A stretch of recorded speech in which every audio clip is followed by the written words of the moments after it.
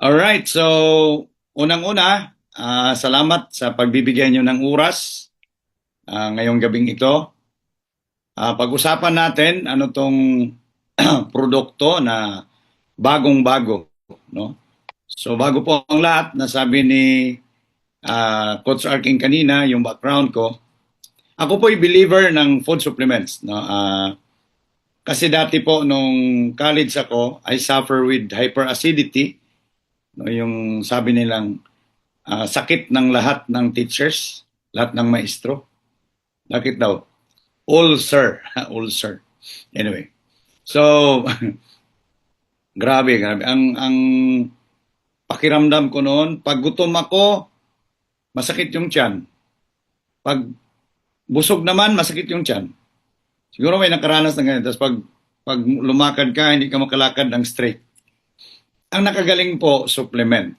So, hindi siya gumaling sa synthetic, but nung tinake ko yung supplement, gumaling po siya.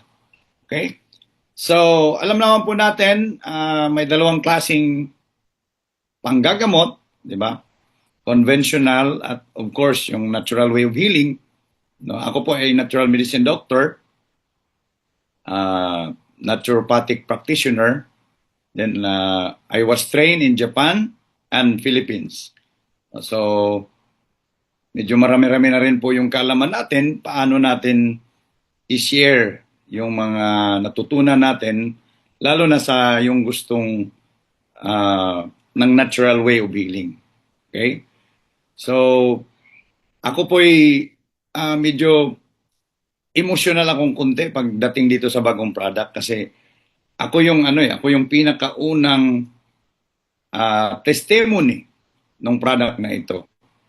Kasi way back May of 2023, ayan, akala ko ordinaryong ubo lang, ay umabot ng isang taon mahigit. Hindi talaga gumaling yung ubo ko. Tapos, parang nag-deteriorate yung katawan ko, no? Lumiit ng lumiit. Pumayat ako ng pumayat. Tapos, up to the point na yung boses ko nawala. Nawala na siya. So, last August of last year, medyo na-feel ko na yung iba na yung pakiramdam ko. Kasi kahit after nung nalalaman ko bilang natural medicine or naturopathic practitioner, in-apply ko na lahat eh. Talagang hindi tumalab. No, halos lahat ng supplements ininom ko na. So, I engage in conventional way of healing. So, alam naman po natin. So, talagang nagpa-hospital na ako. Mukha ko ng mga pulmonologist, yung mga expert na magaling sa lungs. Up to the point na na-check nila, mayroon talagang tama ang baga ko. So, may mga spots. Hindi naman po siya tuberculosis, no? Ibang klase. So, nung uminom na ako ng napakaraming antibiotics at lahat, dumating ang time na nag-resistant yung katawan ko. No? Siguro, di ko alam kung bakit tidak tumalab yung mga gamot na iniinom ko.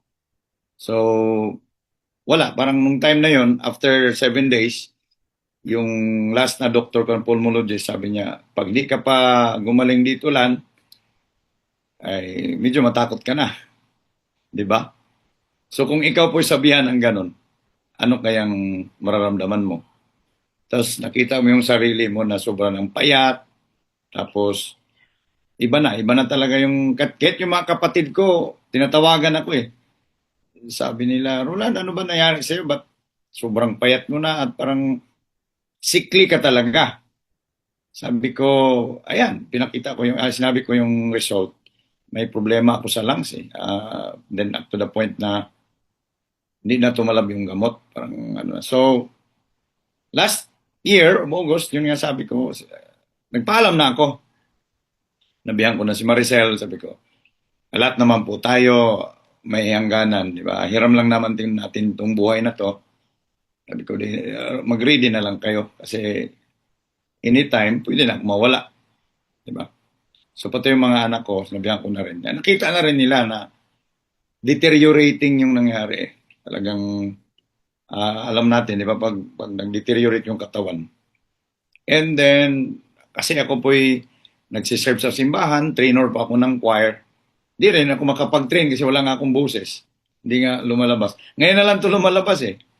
No, so, sabi ko, Lord, kung meron pang nagdasal ako ng mataimtim, sabi ko, Lord, all remedies na eh. Lahat ng supplements, lahat ng naralaman ko, paano pagalingin yung katawan ko, ayaw talaga eh. Tapos, nag-engage na ako ng conventional, ayaw pa rin. Di ba? So, pero Lord, baka mayroon pang ibang paraan. Ikaw naman po yung the best doctor talaga. So, dininig po ni Lord yung dasal ko. Kasi last November of last year, ayan, may pumunta po dito sa bahay.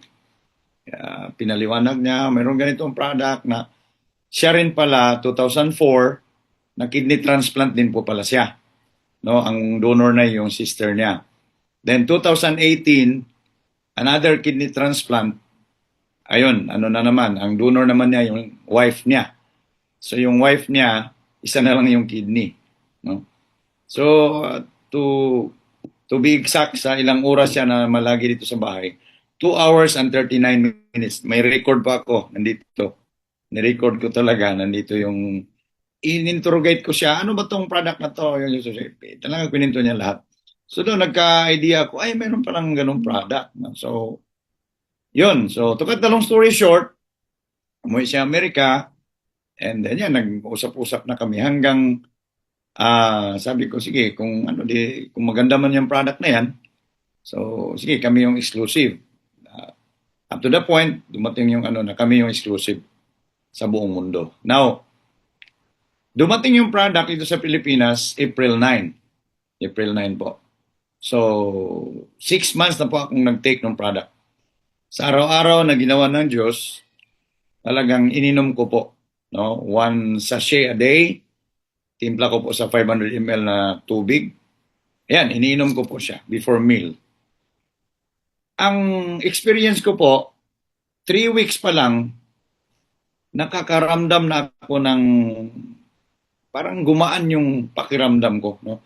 Tapos yung boses ko, lumabas. Hindi naman totally na kagaya ngayon na na talaga, no? Parang normal na talaga. Kasi dati ang boses ko, parang pusa eh. Hindi nila ako maintindihan nga eh. Grabe, sobrang paos talaga na hindi ko maintindihan na bakit ganon. Para pati yung voice box ko na apektuhan na rin po. So, yun, lumabas yung boses ko after 3 weeks. After 1 month of taking the product, parang nag-subside konti yung ubo. No, medyo nawala yung ubo niya, ang ubo ko. So, yan. So, nakaranas ako ng kagaanan ng pakiramdam. So, di ba magandang yun? Magandang sinyalis yun.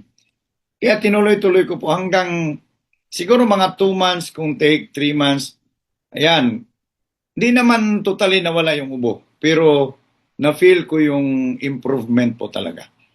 No, yun lang talaga yung ko. Kaya until now, na-feel ni Mrs. kasi kami naman magkatabi lagi, gabi-gabi, nawala na akong ubo. Tapos totally, bumalik na yung boses ko. At the same time, nagka-gain ako ng weight. No, hindi na ganun kapayat. Ang feeling ko ngayon, 19. 51 years old na po ako, pero feeling ko 19. Naintindihan nyo na. Anyway, so, yung siya, kumbaga, yung nasa 20 years old ka, yun yung feeling mo, yung energy level mo, ganun. So, sabi ko sa sarili ko, at sa inyong lahat, at saka kayong lahat na nandirito ngayon, habang may hininga po ako, i-share ko to sa buong mundo. So, congratulations to our Hong Kong team. Siguro yung iba nandirito. No? Kagagaling lang po namin ng Hong Kong. Yan. Pasabog din po ang Hong Kong. Alam ko marami tayong matutulungan dyan. So, habang may hininga po ako, isi-share ko to sa lahat ng makasalamuha ko, sa lahat ng mga tao na willing makinig at willing, siyempre, pakinggan ang istorya ng health issue ko at talagang natulungan na gumaling. Okay?